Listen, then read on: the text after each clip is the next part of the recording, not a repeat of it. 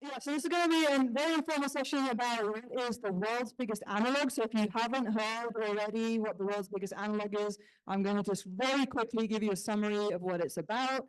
And then I'll give you a little bit of information on the progress, what we've been doing so far in the background.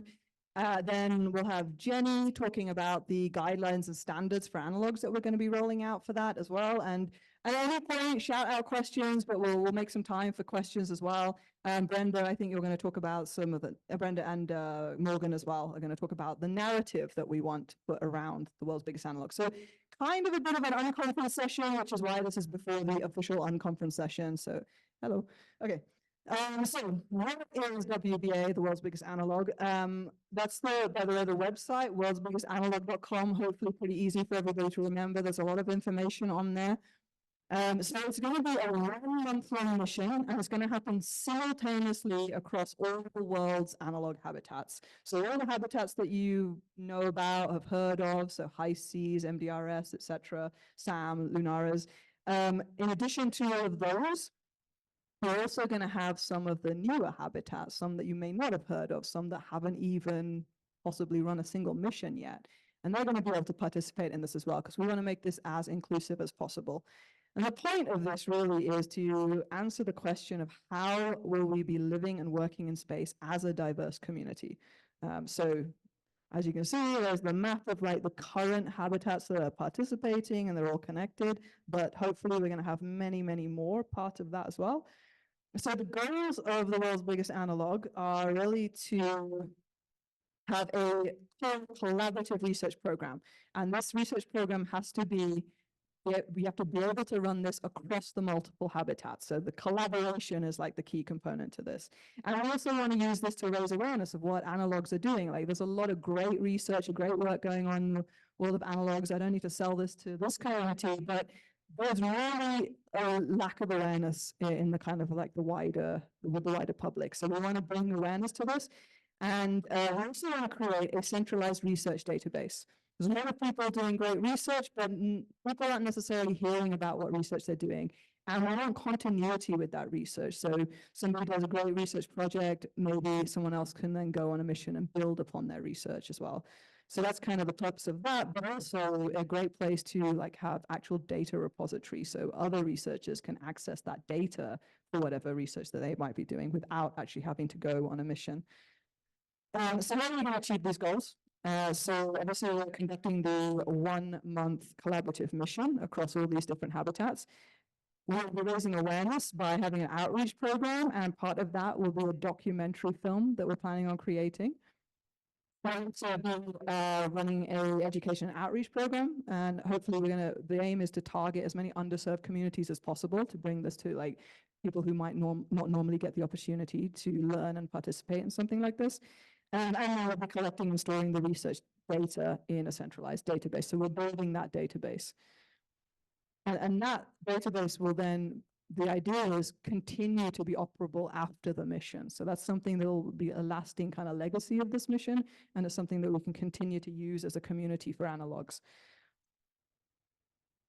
Okay, so this is the kind of group of folks who are participating in this at the moment. So the advanced group, like I said, these are the habitats that everybody here is probably very much aware of. You've probably been on missions in some of these places as well. So we've got like kind of a reasonable split between the US and Europe, and we've got Brazil as well. But we want to obviously extend this beyond America and Europe, which is why we have what we call the intermediate group. So while they may not have the same level of experience as the advanced group, they'll still be able to participate at a sort of a higher level, as much or as little as they can participate. And for that, we've already got the Mars Analog Research Station in Armenia. So Armenia is where the Austrian Space Forum recently did their Amity mission. We're also hoping to include countries like Africa, Asia, the South Pacific, Caribbean, the Middle East. We've been speaking to people, I've been speaking to people with analogs in the Middle East, in India, in the Philippines, in Australia, in Africa. So pretty excited to get some of those new analogs up and running in time for this mission. So there's been a lot of work going on with the team in the background. At the moment, we when it comes to the research program, we're currently in phase 2. And if you did apply for a research proposal to that, you'll be notified very soon. We ended up with way more research projects than we were anticipating, which is great. But so it's taking us a little bit longer to sort of sift through all of those. What we're also doing at the same time is identifying the research gaps and attempting to see if we can source specific research that might help answer some of those gaps. And so this is like a call out to all of you here as well, as if you're aware of any research that could address some of these topics that I've listed here, if you're aware of researchers that might be working in these areas, that we're very interested in these specific topics and bringing in research projects related to this.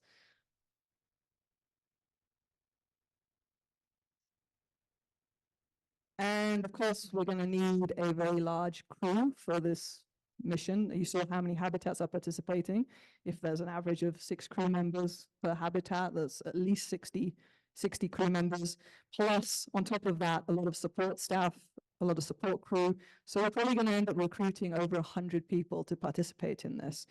And Emma has been doing a fantastic job of leading the crew selection side of things. So we've closed the round 1 for this, but round 2 is open. So anybody here can apply to be a member of the crew during the world's biggest analog. If you don't want to be a member of the crew, you just want to be support staff, you can still apply using the same process, and we'll just take that into account.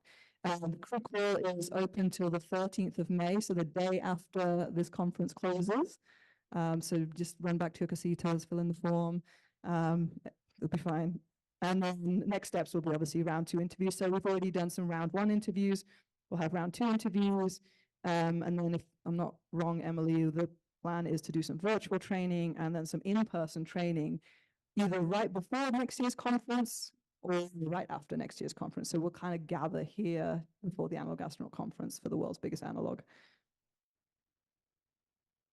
And then I mentioned the international guidelines and standards for analog. So this is something that Jenny and lots of people have been working on in the background for the last year. The guidelines and standards are available for everybody to have a look at, have a read of, and Jenny will share more information about that in a few minutes.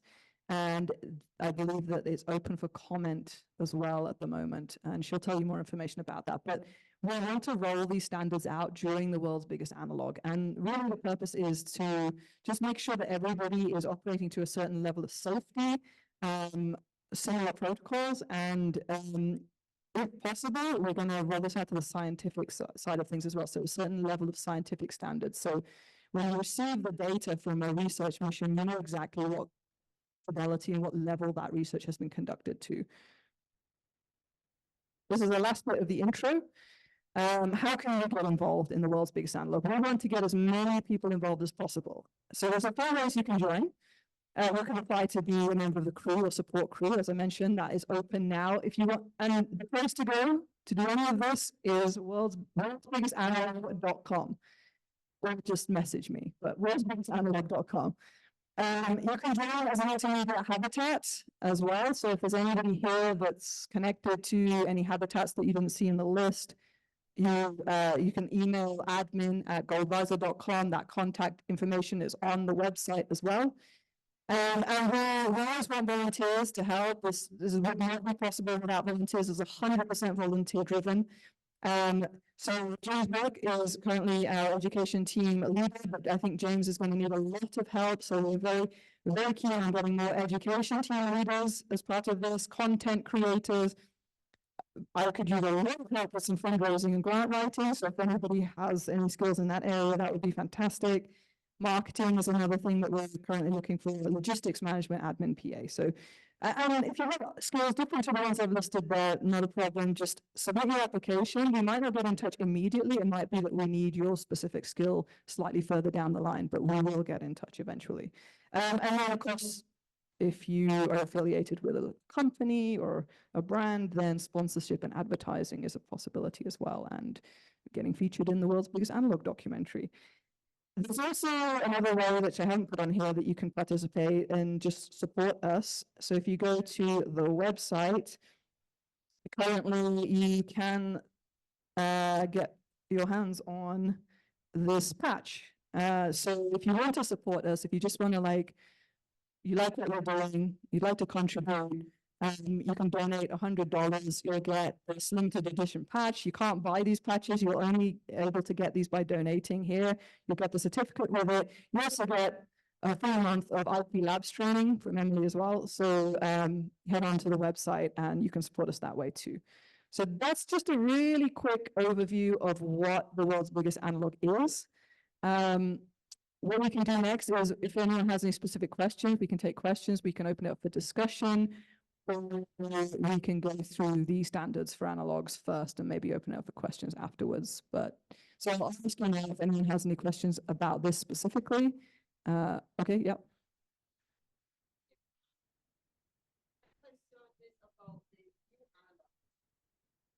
Hi, everybody. I'm Dr. Claire Nelson. So I'm trying to develop an analog in East Africa and Ghana. So the OASIS is Omni Africa Space Exploration Analog Simulation. So we did submit a proposal. We're not sure if we're in. So I wasn't sure that people should be advised, even if they're not, so people are not selected, then what? So those are the kind of questions we need some clarity on in terms of crew call. Now let's say they're not selected, but they still want to participate in some way. How can we help to define that? Because certainly there's a subcommittee working on that. I like to explore that. And the backdrop of that has to do with what's happening globally in the space community. We want to make sure that all these communities are involved. And I'm also in touch with people in the Pacific, and I'm also in touch with the emerging space countries, Mauritius, Maldives, Seychelles. So quite a few players, and the Caribbean is also trying to get on board. So how does someone like me, who kind of knows these kind of people, get involved in ensuring that we're not left out because we just didn't know? So by far the easiest and best way would be part of the education program, especially in the emerging countries that you're talking about. We want to also, bringing this as an education to people who might not, like you said, have awareness on this topic already. So that would be the first and easiest way to be involved. If you submit a proposal for research, it's going to very much depend on if that wasn't accepted, if it just needs like a little tweak or something, we'll be in touch and we'll be able to communicate that with you and we can discuss it. It might be that it's just not suitable for this particular mission. Maybe it could be done at a single habitat or a different mission, something like that. Obviously, we'd have to assess that on a case-by-case basis. When it comes to crew, being involved with crew, if you apply and not selected to be a crew member on the mission, you might still be able to be involved as support crew. So Emily can share more information on that if you want to know more about that. But that will be each crew is going to have like a backup crew. And some of those are going to act as support staff as well. But I would encourage everyone to apply in whatever area is of interest to you, and we'll be in touch, and I'm sure we can work out ways to have everybody be involved as much as possible. In terms of the education program as well, we're still looking at, there's a few components to it. There's something we're calling analog in a box, which we're going to roll out to schools. And then the plan is to create like a Minecraft plugin game. So it'll be like a fun gamification. I don't know the details yet. Novi-san is kind of helping develop that. And then we'll have, then what I'd like, and this is something that I'd love to have some people involved in education help with, is create almost like a hackathon style project where people are involved for like a weekend during the mission. Maybe 2 weekends in a row, they have projects to work on together as a team, and they can participate in this virtually, so it enables as many people to participate around the world as possible. So we're kind of trying to figure out how to develop that hackathon thing as well. And so there's no reason why anyone in any emerging country or any nation can't participate in that. Yes, that'd be helpful. I do have experience in trying to do a research project right now, where there's a university here, one in Australia, one in Finland, one in Mauritius, and one in Jamaica. It's been very challenging. So I do think I have some experience to offer in that regard. Well, you're on the resource groups trying to do things. I get this. Okay. I was very curious about the underlying rationale behind having different settlements around a planet in terms of future settlement in space. So not so much from the outreach perspective. Of course, I understand it's important to unite all these different countries, but What's the background story, and how will this be used from a social psychological perspective, that we have all these different communities living, doing this mission at the same time? So the thinking behind it, or how it kind of developed, was, so currently you've got NASA, who are going to probably be the first people as a permanent presence on the moon. But I think very, very quickly we're going to have different countries, and not just government agencies like NASA, but there's going to be private industry. And just like at the moment in Antarctica, you have all these different nations living and working. They have to collaborate because of the harsh environment, and they have to help each other. And so you kind of envision a similar situation, say on the moon. It'll be the moon to start off with. How are these different cultures, different types of organizations, how are they actually going to be able to collaborate together? How are they going to work together? So that was kind of the thought process behind where this kind of emerged from. And what was the second part of your? Very specifically, could you give an example of how that would work out? I would imagine, for example, one of the habitats getting in trouble. I mean, not real, and then the other ones have to help out. Is that something you have in mind, or how? Yeah, how would you right. use? So, so what I would like to do as part of this mission is, so this kind of ties in a little bit with what Brenda might be talking about in a minute, which is the storytelling and the narrative behind this. So a lot of the times when we go on analog missions, they're research missions, and there's not really like a story or a narrative behind that. So with World's Biggest Analog, we're going to create a little bit of a story behind it, because storytelling is quite important, as you know, because of your amazing talk.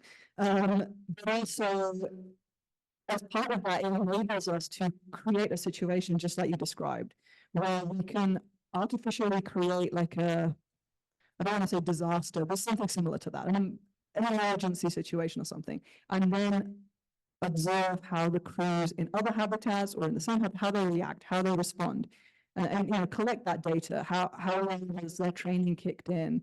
You know, what do they decide to do? Maybe I don't want to like artificially create conflict, but that's going to be another thing that we're gonna end up kind of observing, is also, do you end up with like sort of tribes forming?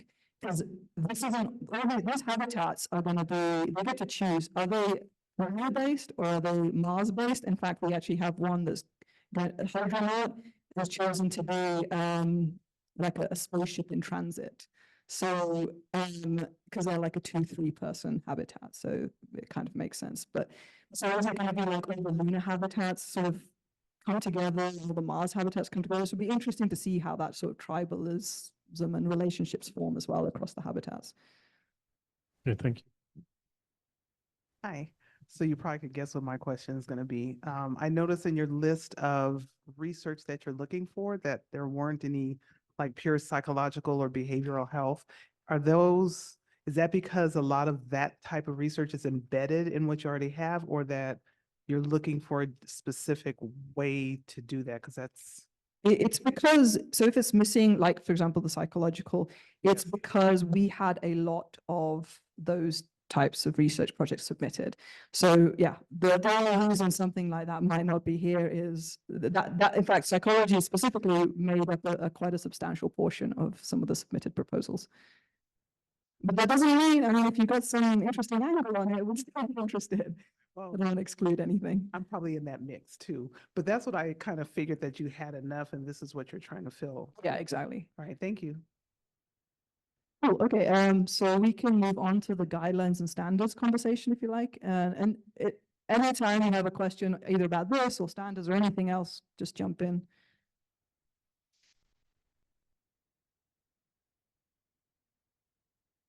Okay, all right.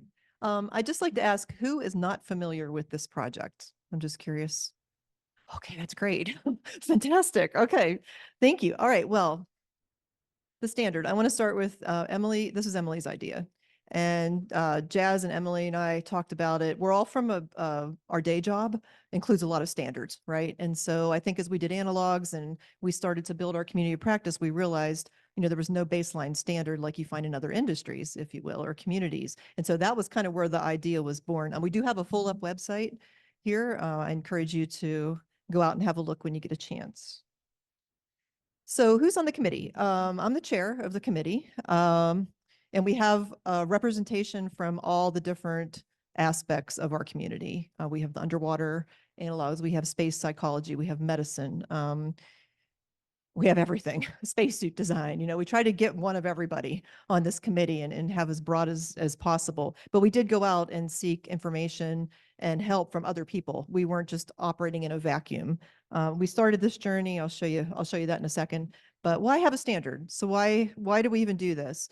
The purpose is to provide a platform for developing practical tools through a common understanding and a lexicon, right? Common verbiage so that we all understand, and cooperation with all stakeholders. So everyone's a stakeholder in the analog community, whether it's a habitat director, analog astronauts, the people who give us money to do all of this. There's a lot of stakeholders in the community.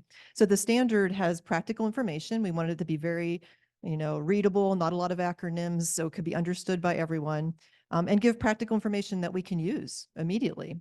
So our role was to propose the guidance, and I'm going to talk about how we put it out for comment, talk about technical subcommittees, possibly in the future, we'll have those, provide a neutral platform. So we know we weren't voting on this. This isn't our document. This is the whole community's document. And that's how we went into this whole project, and make it available and put it out there to the public, not just our community, but the public has a right to see this as well, and increase awareness about our community and the fact that we are trying to adhere to guidelines and standards. So the number one purpose of this is mission operations and safety, right? We want our analog astronauts to be safe. When you fly, you go to a hotel, you go to a theater, you assume that there's some basic level of safety that's there for you, right? Or else you wouldn't be there. So it's the same thing with our analogs. I'm in my day job, I'm a security professional, and I'm expert witness. And so when someone dies on a property, I'm hired and I go in and I look at what's happened there. Were they safe? Were they protected? Did the cameras work? Was there a false sense of security?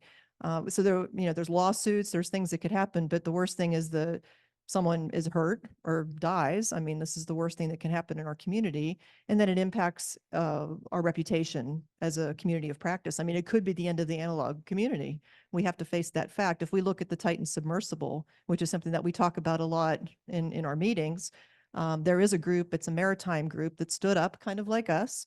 And because that's a community, the submersible community, and they actually wrote a letter to the person who was running the Titan operation and said, hey, for the good of our community of practice, and this is the language they used, you need to adhere to certain standards, because if something happens, it's going to impact our whole community. Unfortunately, he disregarded that. So that's kind of where we see ourselves, kind of the gatekeepers of safety for all the analogs. We're not trying to check anyone's homework. Every analog is completely different. We know that because we're analog astronauts too. We're not trying to put them in a box in any way. We're just trying to get some kind of standard, level the playing field. Create a cohesive process against our, across our industry, which we kind of are an industry, if you look at it that way. Develop trust and integrity, right, with the public, companies, organizations, and the people we go ask money from. If we're going to go ask for money for WBA, we need to meet some certain level that we're protecting the analog astronauts. And also, like I said, this is also going to improve information operations and the effectiveness of our missions, because if you feel safe, and you're definitely going to do a better job at whatever you're doing there, and then the whole team is going to rise to another level of excellence. And then this common language. So we do have international players, we have HABs all over the world, obviously. So we wanted a common language. What is an analog astronaut? We spent a lot of time just on that definition. What's an analog? Is it a tent in Africa? How long is an analog mission? Is it a day? Is it a week? We spent a lot of time talking about all this, right? There's a lot of different opinions. So we came up with what we thought was the best definitions, and then we put it out to everybody in the community for your feedback, because it belongs to all of us. So that's the objectives. I kind of already touched on all this. I'm not going to belabor it. And these slides are on our website, by the way. So this standard has to stand the test of time, no matter what happens in our community, in our world, with technology or whatever could happen, another pandemic. This has to stand the test of time. It can't get out of date quickly. We knew we couldn't just put it out there and like a month later it's obsolete. So we were very careful with our language. And then we have sub-documents. So we have a supplement, which I'll talk about. The supplement is easy to amend and add to, as new things come up. So we created a set of definitions. Like I said, we belabored some of these definitions. We didn't want them to be open to interpretation. We want all of us to have similar lexicon. It has to be international. So we had a lot of discussion about, do we use EU terminology? Do we use NASA? Who's the standard, right? So that was quite an interesting discussion because our committee is international. And the goal is to provide an agreed upon guidance document that once it's widely used, turns into a standard for our community of practice. So that's why we called it the standard and guidelines, right? We're kind of at the guidelines standpoint now, trying to get the habitats to come on board and start to use it. And I'll talk about that in a second. So this was our timeline, October of 2022, I think it was. I have to think all the way back. We started October 2022. We got our group together.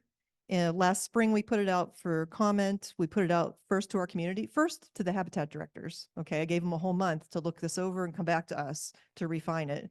Then we went out to our analog astronaut community. Then we went out to public review through our website. Our goal was to get this out last August, but we had hundreds of comments. Okay, we spent a lot of time resolving comments. It was pretty interesting. We got some great feedback. I mean, I'm so glad we did this process. And then implementation, it was November 1st last year, the standard was online. Oh, and I presented last April too. So these are the categories, safety first, right? Crew selection, process and procedures. We kind of wanted to put some basic guidelines out for that. Research is a huge thing here, and we're working a big side project on research. We're not really ready to unveil that yet. But what we found, and as a researcher myself, is that there's a lot of duplication of effort, right? There's a lot of replication of experiments. We're not building on each other's failures and learning points. And we also want to gather this information and publish it somehow. And I know MDRS has an initiative to start publishing your research. I mean, it's critical, and to have it be peer reviewed and rigorous. And this just helps our community, right, to get more recognition that we are not space camp, right? When I came back from MDRS mission, I went over to see a friend of mine, and her husband's like, "How was space camp?" You know, I felt like I'd slapped across the face. You know, I mean, that's the perception. So we're still trying to make this, you know, show that we are doing rigorous science. Mission planning, just to help the HABs with mission planning. Ethics and community standard, you know, how we treat each other, inclusion, you know, trying to prevent assaults, sexual assaults, mental damage that could happen as a result of being in a tin can with 6 people for 2 weeks. So we really spent a lot of time on the verbiage, and I hope that you're all, when you look at it, I hope that it really resonates with you, because we would take care of the whole person, right? Not just your physical safety, but your mental health safety, all your safety. And then references. So we have like a whole list of references. You can go get more information, and then those standard definitions. So the comment period on this will open every year at the conference. I decided to keep it open till the end of June because I know there's a lot going on right now in May. And through our website, there'll be a form out there. I haven't posted it yet, and you can make comment. Now, I'm here this whole conference, and I would love to talk to you about this. If there's a comment you want to give me in person, I'll have to document it. But I would love to continue the conversation, obviously. And the supplement, like I said, it's forthcoming. I created a risk assessment checklist for WBA, and it was directly from the standard. I gave it to the HABs, the primary HABs that we talked about, and they've completed the risk assessment and sent it back to me. And now they are striving to meet the standard, and so they are recognized on our website as striving to meet the standard. And they are using our seal on their websites and in their work, which is wonderful. So all these things are coming out soon. Maybe not soon, but some will come out. I'm not going to wait till I have all this. I'll start putting it out as we get it. But we're just super excited to get all this information out to the community. So we look forward to this as a journey. You know, there's no end point to this. We're going to be working on this. This will always be worked on in this community, even long after I'm gone. So we're just really excited that we're professionalizing our community of practice. And I look forward to chatting with you more during the conference about it. So thank you very much. We don't have slides. We're just going to talk to you because what we're doing is really, really brand new. I'm Brenda Trinidad. This is Morgan Canoe from Space. Did I say your name? Canoe. I was like, oh.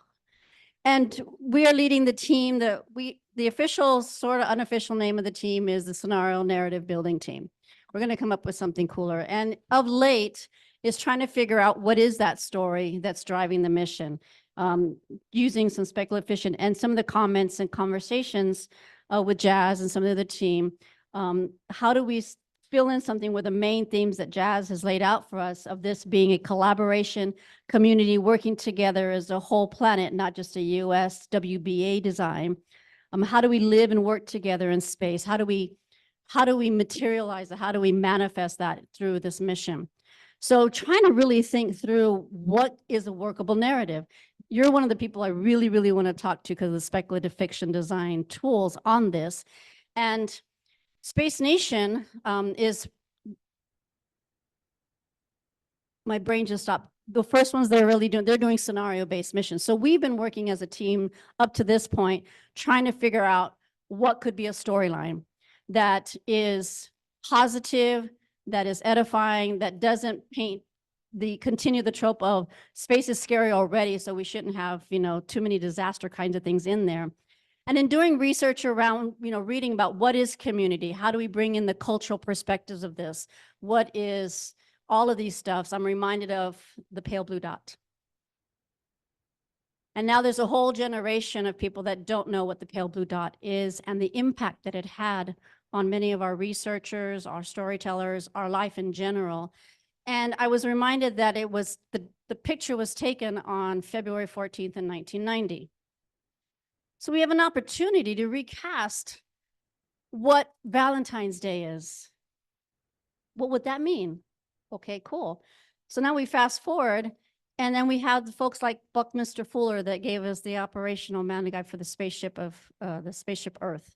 That work I'm not as familiar with, so I'm not sure if it's going to be in the timeline just yet. And then we have Frank White, and we have the overview effect and how that's starting to take form and how we can bring this experience that the astronauts are having in their perspective change of our relationship to Earth and to each other. So what we came up with, and this is just the working narrative for right now, is the WBA is now taking place in 2044 on the 50th anniversary of the pale blue dot. And the way that that set the stage for this beautiful work we can do to come together as a community that follow through and is now working through Frank White's, the whole overview effect. And so that 2044 is a year of celebration of how we've come through all these struggles and everything that we are experiencing now, and to do it in a way that is not too kumbaya. That in September of 2044, we are focusing on the foundational contributions of all the analog habitats that got us from here to there. And it's a way for us to tell the story of the analog habitats and all the people that have gone through, all the research that's gone through, and the celebration of it. What we haven't worked out, what we are in the process of working out is how to now, what is that going to be like in action in the mission? So what are those storylines? What are this through this conference already, through the talks already? Some of the through storylines will include the role of the trades in this process, the root of how we have spoke to food safety, even with the work that's being done here at SAM that we heard about this morning, with the Food for the Future project, with the medical bay that's there, with Michaela's contribution, 30 mission commander, how her experience has been a pivotal role going forward, all that. So what all the research, the things that have done, and the speculative timeline of what's happening now through there, how is that going to play out in this mission? So this is the working narrative at this point. Some of the people I've been talking to already are like, hey, let's do this thing. But there's a lot to be ironed out. There's a lot to be ironed out. And some of the research around that is kind of couched in an ethnographic research project where we get to capture our own story. Unless someone knows right now where it is, there is no centralized history repository of the analog habitats. So we can create that. There's no way that tells that story right now where somebody can find it in a centralized place. So if we can create that, then we're good to go. The legacy of everybody that's gone through, we don't have that anywhere centralized. If we can create that, great. If we can start creating adaptable scenario building tools for discussions in classrooms as part of training, as part of mission development, those things don't exist right now. If we can start building those, then that's what we want to do. So that's kind of where we're at as of today. We're starting to build out our team. of people, historians, educators, story writers, speculative fiction, design folks, all these people, everybody. So we're going to be building out the teams, and our thing is to make sure that we do this within the standards to the much as we can of the storytelling process, the research side of it, but have fun with it and keep it grounded in what's happening now and build the story out to where we're going to go to in 20 years. Yes, I have to do the math. What am I missing, Ms. Morgan? She's got it. Yeah. So this is all brand new. We just landed on this in the past couple of weeks. So that's why there's no slides. There's no formal presentation about this. But the whole idea is the celebration of how we've come together and how all the work that we've been doing in these habitats really did benefit life on Earth, and how we're working together as communities. So how do we tell that fictional story that could actually be true? How do we, all the folks that are being born now, what's the new generation? Generation Alpha, right? 2010 to 2000 to this year. So how do we influence their little minds? And they're going to be the players in 2044. I hope to still be alive in 2044. So what I want to say, all of us, right? So that's kind of where we're at with the narrative. Lots of room for development, lots of room for adjustments and everything, but we just wanted to put it out there so folks that may be interested in helping us figure this out and help us figure out what we're not thinking about. That's what the conversations we want to have while we're here, at least at the conference. So unless there's any questions or whatever, if there's anything else that you had, I think we are done with the WBA part. Yes. Yeah, actually, I have a question generally about it's a mix. It's more about the guidelines and standard operating procedures, and also an opportunity to use the world's biggest analog as a window for that. So background, I'm a co-founder and co-lead currently of the Diversity and Gender Equality Project Group of Space Generation Advisory Council, and we work a lot on closing the gender data gap in human spaceflight through analogs. And it's really hard to pass that message on to the leaders of analog stations, because we want to work with analog stations and pass sex disaggregating data protocol as part of standard operating procedure for research. And it's hard to work for us as volunteers with the leaders of stations. Like, we can work with analog missions and find champions who would carry out our work and applies disaggregating protocols and separate data by sex, etc., and publish them on databases, etc. So my question is about guidelines. If as part of guidelines, if the sex disaggregating data as part of the research, I would quickly looked, I didn't find it, if it's thought about, and if the world's biggest analog could be actually a way to introduce that and sort of inspire people, because the main pushback is that when there's only one female on the team, it's really easy to identify that data, but it's the same in space. It's the same problem of identification. But when we have a biggest analog, that it will be easier to kind of fight back on that. So the question is really about the sex aggregating of data in the guidelines and applied to the WBA.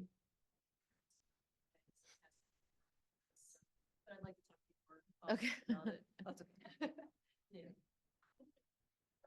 So I did just run the data for all of the applications, So for all of the applications that we received for WBA, to just check and see what are the demographic and who are applying for these missions and stuff.